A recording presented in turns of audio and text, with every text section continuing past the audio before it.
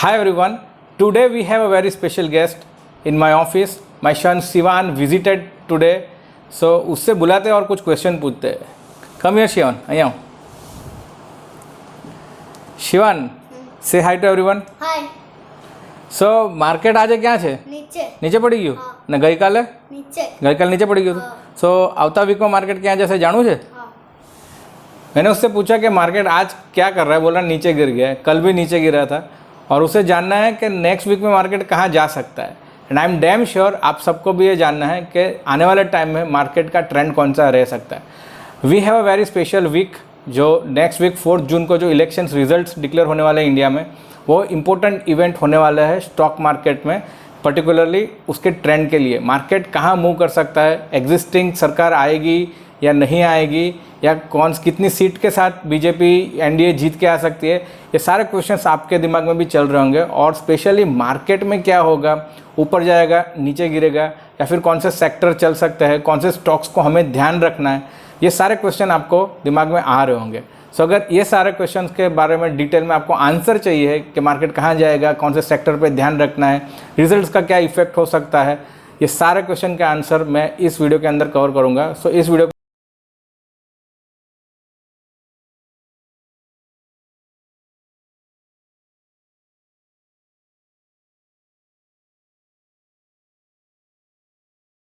Welcome to the screen. Let's see market का क्या impact रहेगा इलेक्शन रिजल्ट्स के बाद मार्केट पे, उसके बारे में हम डिटेल में देखते हैं.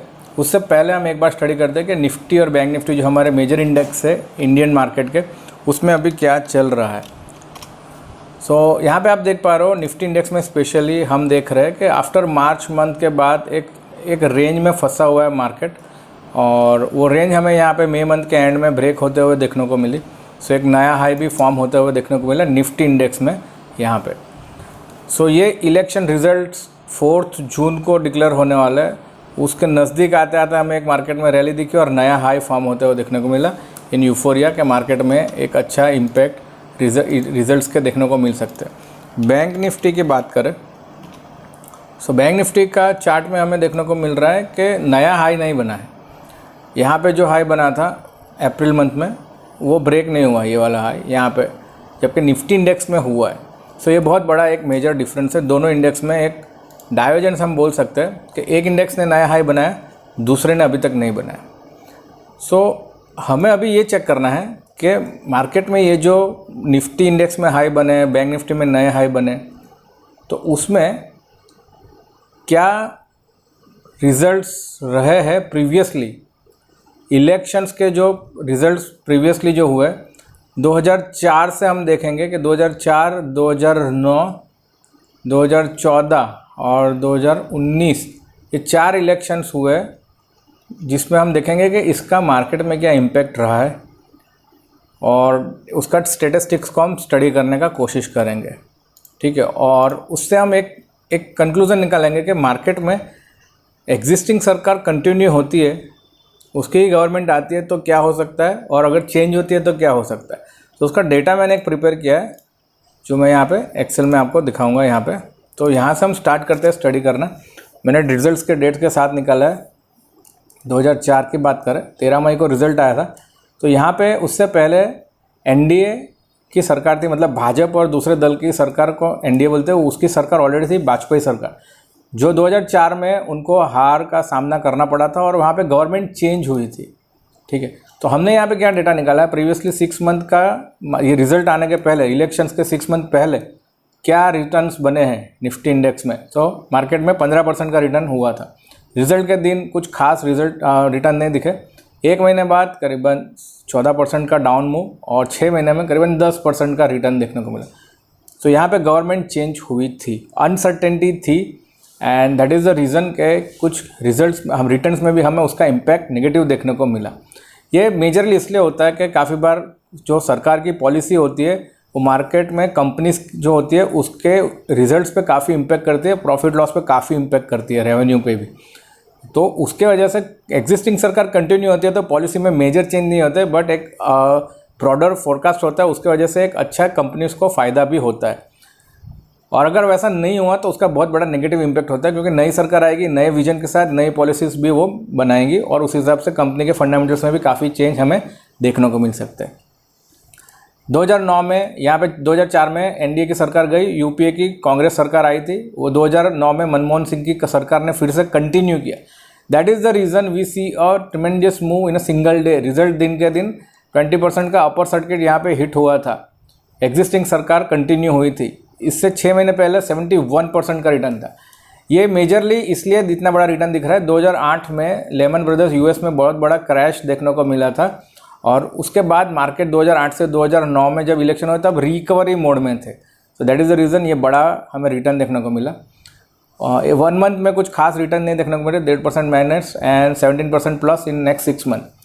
2014 में फिर से गवर्नमेंट चेंज हुई, ठीक है। अनसर्टेनिटी थी प्रीवियस सरकार के वजह से। हमने देखा कि नई सरकार आई थी और उस टाइप पे मोदी सरकार एनडीए की मेजोरिटी के साथ जीत के आई थी और हमें प्रीवियसली 6 मंथ में फिर से एक अच्छा मूव देखने को मिला। उस दिन कुछ खास 1% का मूव था, नेक्स्ट 1 मंथ में 5% एंड नेक्स्ट 6 मंथ में 17% का एक अच्छा मूव था। तो ये इन द न्यू सरकार कुछ अच्छा करेगी उस होप में भी हम देख सकते हैं मूव था। 2019 की बात करें, कंटिन्यू हुई सरकार, कोई बड़ी अनसर्टेनिटी नहीं थी। मार्केट को ऑलरेडी एक डिस्काउंट कर रहा था कि यही सरकार रिपीट हो सकती है। प्रीवियस 6 मंथ में हमें 16% का मूव, उस दिन कुछ खास रिजल्ट नहीं मिला। 1 मंथ में 1% एंड 6 मंथ में करीबन 4% का मूव देखने को मिला। इस बार भी देखो 2024 में, तो प्रीवियस 6 मंथ में इलेक्शन पहले ही हमें 22% का 21-22% का रिटर्न देखने को मिल रहा है।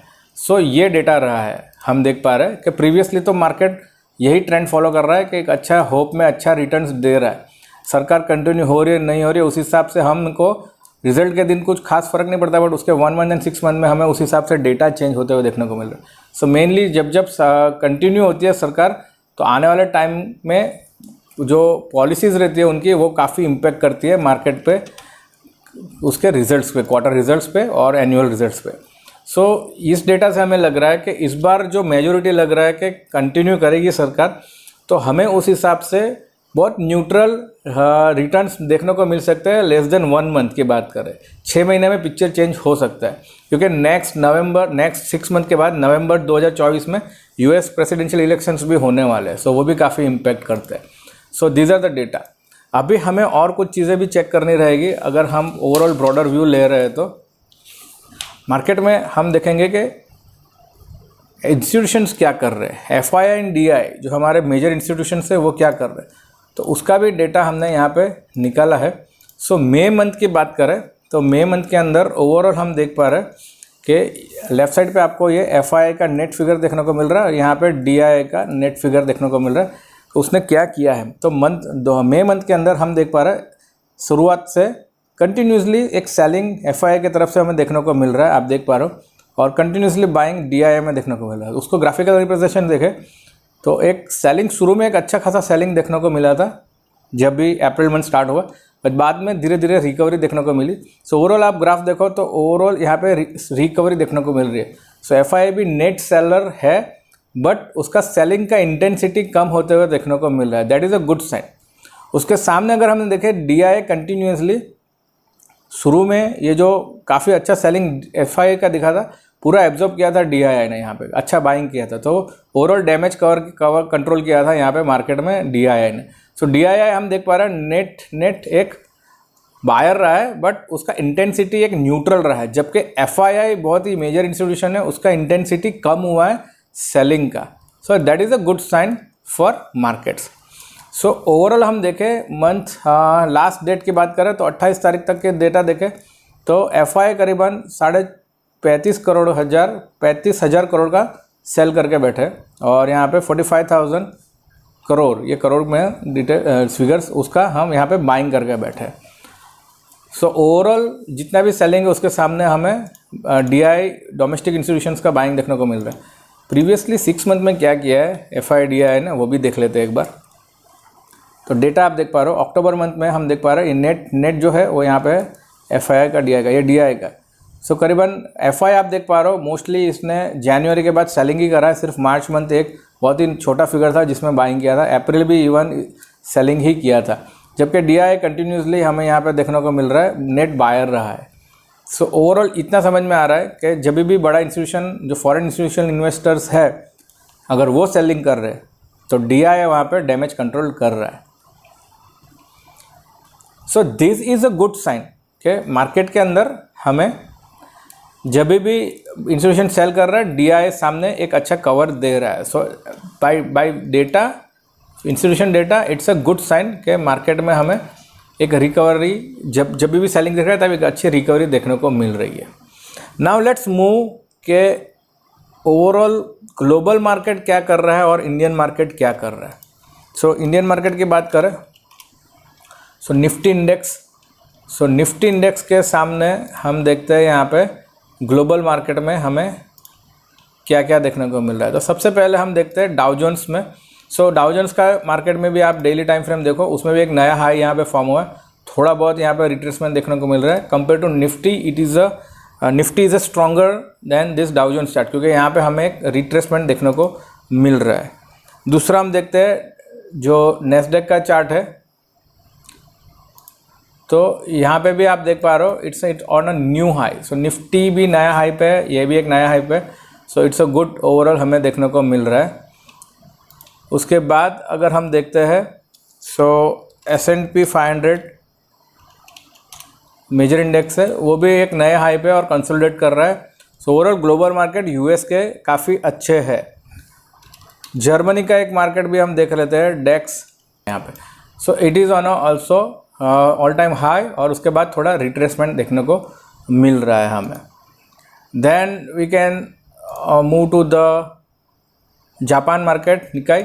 तो वहाँ पे नया हाई के बाद एक रिट्रेसमेंट हुआ और एक बाउंस बैक देगा। तो ये एक मार्केट थोड़ा कंपेरेटिवली स्ट्रॉन्ग नहीं लग रहा है with respect to Nifty index.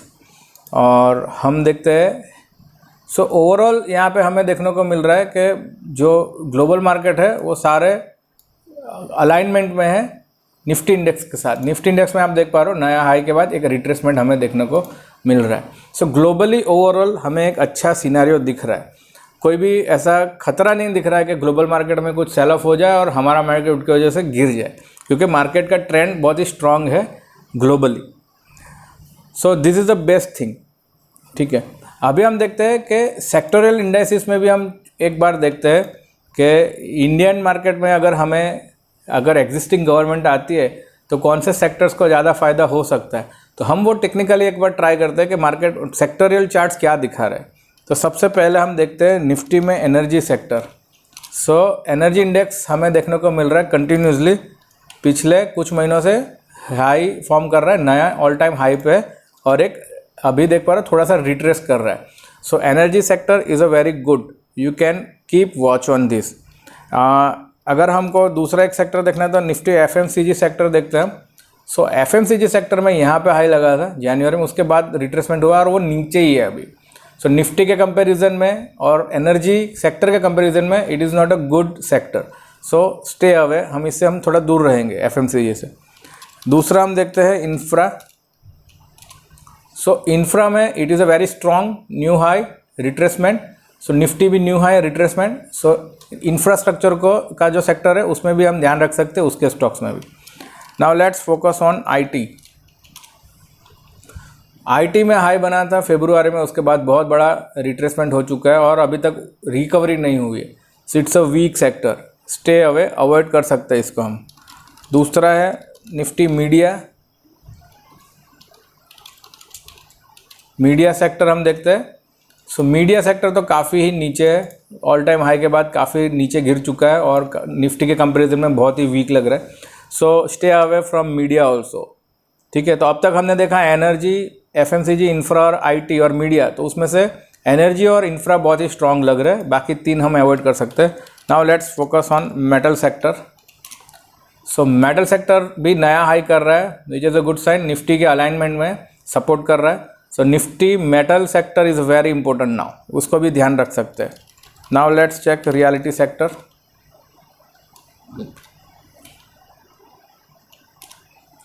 So it's also on a new high, छोटा सा रिट्रेसमेंट है, alignment with Nifty. Keep this stock in your radar list, sector in this radar list. Nifty auto, Nifty auto index में भी हम देख पा रहे हो कंटिन्यूसली आउट परफॉर्मिंग सेक्टर है। हम देख पा रहे हो पिछले मार्च महीने से एक अच्छी रैली देखने को मिल रही है, एक साल से निफ्टी के अलाइनमेंट में है। So it's also positive sector. So energy sector, infra, metal, reality and auto, ये 4 सेक्टर हमें ध्यान में रखने और इनमें जो स्टॉक्स आते हैं वो हमें ध्यान में रख सकते हैं। So let's conclude now. अभी तक हमने देखा कि इंडियन मार्केट्स और ग्लोबल मार्केट की अगर कंपैरिजन करें तो ग्लोबल मार्केट अच्छा परफॉर्म कर रहे हैं। कंपैरिजन में जो हमारी इंडियन मार्केट है निफ्टी, बैंक निफ्टी, वो भी काफ़ी अच्छा परफॉर्मेंस दे रहे हैं। सो ग्लोबल मार्केट में इतना कुछ ख़राब नहीं दिख रहा है और हमें कोई बड़ा क्रैश नहीं दिख रहा है, क्योंकि ग्लोबल और इंडियन मार्केट दोनों एक अलाइनमेंट में हमें देखने को मिल रहा है। बहुत ही अच्छी बात यह है कि FIDI का डेटा हमने जो चेक किया बड़े इंस्टीट्यूशंस में, तो सबसे प्लस पॉइंट है कि FI का सेलिंग का इंटेंसिटी मई मंथ में कम देखने को मिल रहा है। और दूसरा एक प्लस पॉइंट यह है कि जब भी FI सेलिंग करता है बड़ा इंस्टीट्यूशन, तो DI है वो डैमेज कंट्रोल करते हुए देखने को मिल रहा है। सो यहाँ पे भी एक सिंक्रोनिज्म देखने को मिल रहा है। सो यहाँ से भी हम कंक्लूड कर सकते हैं कि एक बड़ा क्रैश नहीं होगा। अगर होगा तो अभी नीचे से बाई बैक हमें बाय ऑन डिप्स देखने को मिल सकता है। सेक्टर्स की बात करें तो हमने डिटेल में देखा 4 से 5 सेक्टर्स है जो बहुत ही अच्छे स्ट्रॉन्ग दिख रहे हैं। वो सेक्टर्स के अंदर जो स्टॉक्स आते हैं उसमें जो हाईएस्ट परफॉर्मिंग स्टॉक्स है, अप ट्रेंडिंग स्टॉक है, उसको आप फोकस करिए। जब भी उसमें डिप मिलता है वहाँ पे आप एंट्री कर सकते हो। अभी हम बात करते हैं कि इलेक्शन रिजल्ट्स 4 जून को क्या आ सकता है और मार्केट में क्या मूव हो सकता है। उससे पहले हमने ऑलरेडी देख लिया कि हम क्या क्या कर सकते हैं और क्या नहीं हो सकता है। 4 जून को अगर NDA सरकार एक अच्छे मेजोरिटी से आती है, बीजेपी की भी बहुत ही अच्छी सीट आती है, तो एक अच्छा बुलिश मोमेंटम अपसाइड देखने को मिल सकता है हमें। NDA सरकार मेजोरिटी में आती है बट बीजेपी की सीट्स कम होती है, तो हमें एक न्यूट्रल मूव देखने को मिल सकता है, जो कि मार्केट के लिए एक अच्छा नहीं कहा जाएगा अगर बीजेपी की जो मेजोरिटी सीट्स नहीं आती है तो। बट NDA के साथ मिल के सरकार बनाएगी तो मार्केट के लिए प्लस ही है। और इसके विपरीत अगर UPA की सरकार आती है और बीजेपी अगर लॉस करती है तो मार्केट में एक बहुत ही बड़ा सेल ऑफ हमें देखने को मिल सकता है। तो करीबन 15 से 20% का करेक्शन हमें देखने को मिल सकता है अगर थर्ड वाला केस हुआ, UPA की सरकार आती है, कांग्रेस का अलाइनमेंट जो आता है, तो हमें एक सेल ऑफ देखने को मिल सकता है। So this is main conclusion. तो आपको क्या करना चाहिए, आपका जो शॉर्ट टर्म का पोर्टफोलियो है वहाँ पे आप स्ट्रिक्ट स्टॉप लॉस लगा के रखिए अपने स्टॉक्स के वाइज, स्टॉक्स बाय स्टॉक्स, ठीक है। और लॉन्ग टर्म के पोर्टफोलियो में आप वेट करिए, उसमें कुछ भी मत बेचिए। अभी आप वेट कर सकते हो। नीचे अगर कोई भी क्रैश, थोड़ा सा भी करेक्शन देखने को मिलता है, अगर बीजेपी जीतती है, NDA जीतती है, बीजेपी NDA मेजोरिटी में आती है, तो हमें एक अच्छा अपसाइड मोमेंटम देखने को मिलेगा। एक ही नेगेटिव पॉइंट है कि आपको हायर साइड पे बाय करने को मिलेगा स्टॉक्स और वगैरह। सो शॉर्ट टर्म के पोर्टफोलियो में आप स्टॉक स्पेसिफिक स्टॉप लॉस लगा के रखिए और लॉन्ग टर्म पोर्टफोलियो का आप अभी होल्ड करिए और वेट कर सकते हो। सो होपफुली आपको इस वीडियो में से काफ़ी कुछ सीखने को मिला होगा। कमेंट सेक्शन में ज़रूर बताइए इस बार किसकी सरकार आएगी और कितनी सीट के साथ आएगी, ये कमेंट में ज़रूर बताइए। आज के लिए इतना ही। Thank you so much. Goodbye everyone and happy trading.